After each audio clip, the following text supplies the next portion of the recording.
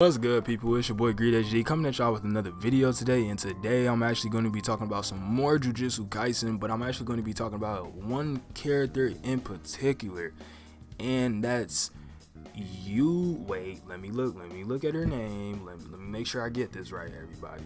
Obviously it's going to be in the title, but I gotta look up her name again. Hold on, y'all, give me a second. Yuki Tsukumo.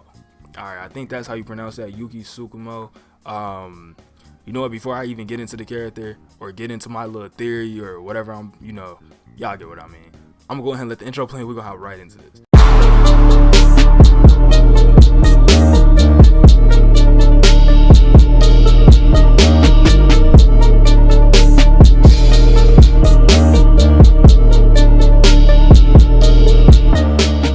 Alright, so Yuki Tsukumo. Now, this character was introduced into the manga at the start of chapter 50. If I'm not mistaken, I think it was chapter 50. It was in the fight with Yuji Itadori and Ayo Todo. I think Todo met her when he was a child. Yeah, I'm pretty sure that's what happened. Todo met Yuki when he was a child, and she basically just appeared saying, like, what kind of girls do you like? She didn't really say much, she didn't really do much, but that was the first time she appeared, and that was the first time we saw her. Now everybody kind of knows her as kind of like the wandering sorcerer, because she's never really in one place. We only seen her 2 times throughout the entire manga right now.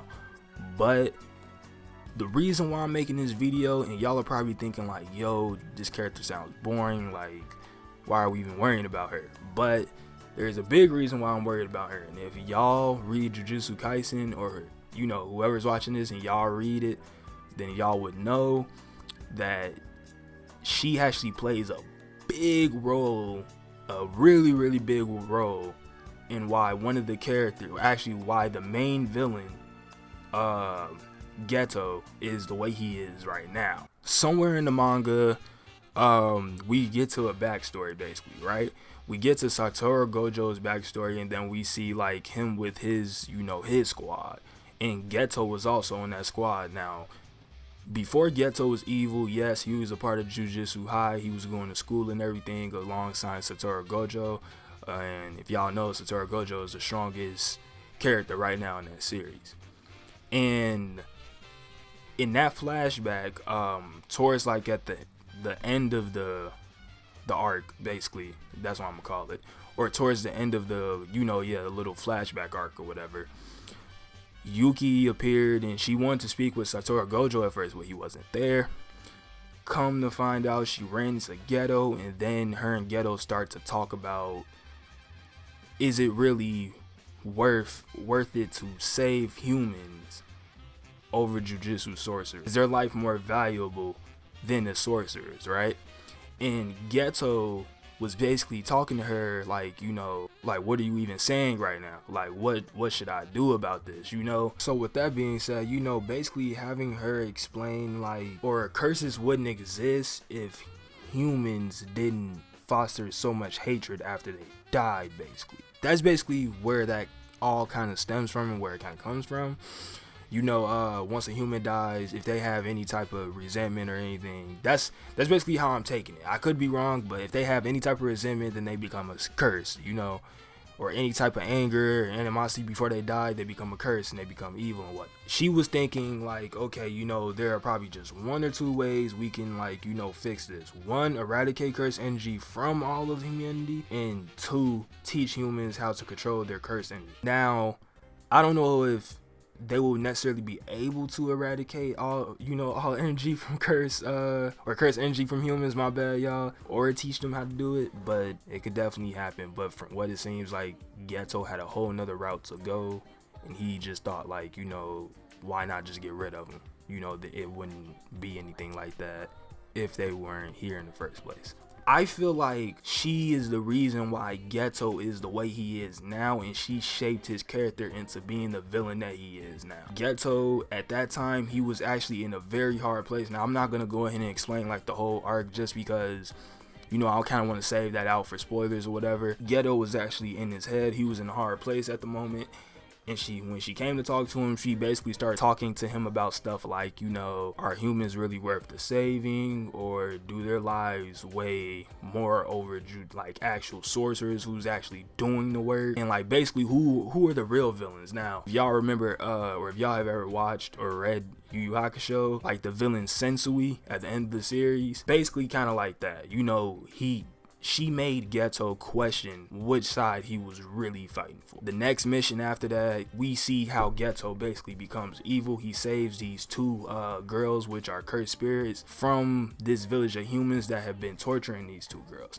So Geto sees it as like humans are like the true monsters. The cursed spirits really try to live a life just kind of like how humans do. That's kind of what I took from it. Now, I could be wrong because we really haven't gotten that much information on this character, on this Yuki Tsukumo. I don't know. I feel like she has some deeper motive purely because the way how she was acting towards Geto, and like I said, we haven't really seen much of her. It's just very hard for me to believe, like, you know, they introduce a character like her into the series, only been shown twice, actually both in flashbacks, and she doesn't actually tie into, like, you know, this whole thing, like the actual ending. Later on in the manga, or maybe even soon, she might appear again, and it won't be in a flashback like this time. I feel like once that happens, you know, we'll know her true motives and like her true thoughts on everything, because it seemed like she thinks, like, I think I could say, I feel like it was her plan to brainwash Geto like that, because it damn near could come out like, what if Geto is really not the final villain, or like the true villain or whatever?